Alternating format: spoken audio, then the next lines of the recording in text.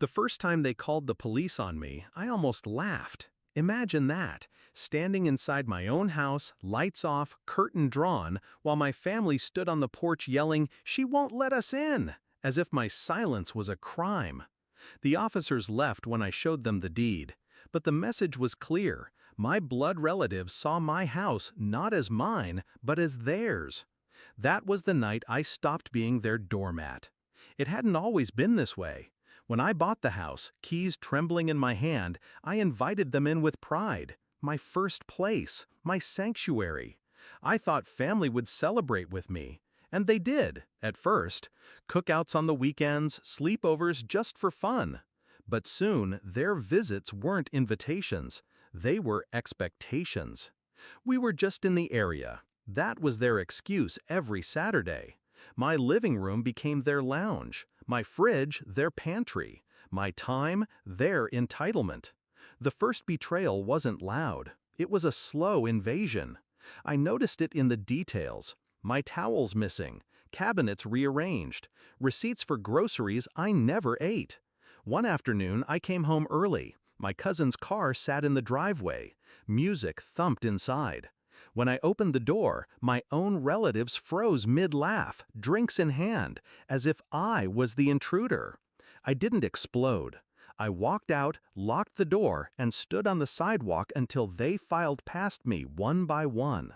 None apologized. That was the day I realized they weren't visiting anymore. They were claiming. I kept quiet, observed. When I didn't open the door one weekend, they called the police. When the police left empty-handed, my family doubled down. "You're selfish," they spat.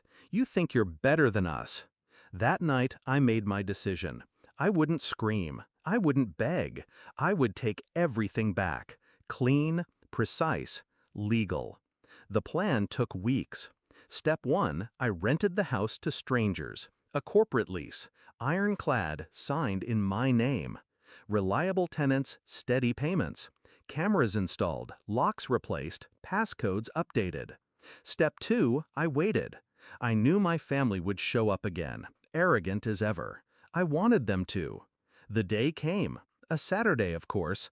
I was parked down the street, watching. My mother's car pulled up first, then my brother's. They walked up the porch like conquerors returning home. Knocked, rang the bell. No answer. Then, bold as ever, they tried the handle.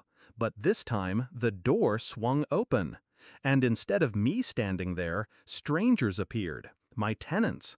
A young couple, polite but firm. "Can we help you?" I saw the confusion ripple across my mother's face. My brother stammered, This is our house." The tenants shook their heads. "No, this is our house. We signed the lease last month." My family stood frozen on the porch, realization sinking like lead. My phone buzzed within minutes. Calls, texts, rage spilling across the screen. "What have you done? How could you rent it out? Where are we supposed to go?" I let them burn. Finally, I answered, my voice calm. "You called the police on me for not opening my door, so I solved the problem. It's not my door anymore." The silence on the line was delicious. The fallout was immediate. Their weekend routine shattered, their entitlement gone. They couldn't barge in, couldn't rearrange my life, couldn't touch what was mine. They tried guilt, they tried threats. Nothing worked. The lease was legal, airtight. My house was no longer a stage for their dominance. It was a locked fortress. Do I miss them? No. Family isn't blood. Family doesn't force themselves into your home, call the police when you set boundaries, treat you like a trespasser in your own life. What I miss is the illusion that once I thought they would be proud of me, that my house would be a place for love. But illusions burn, and when they do, you see truth clearly.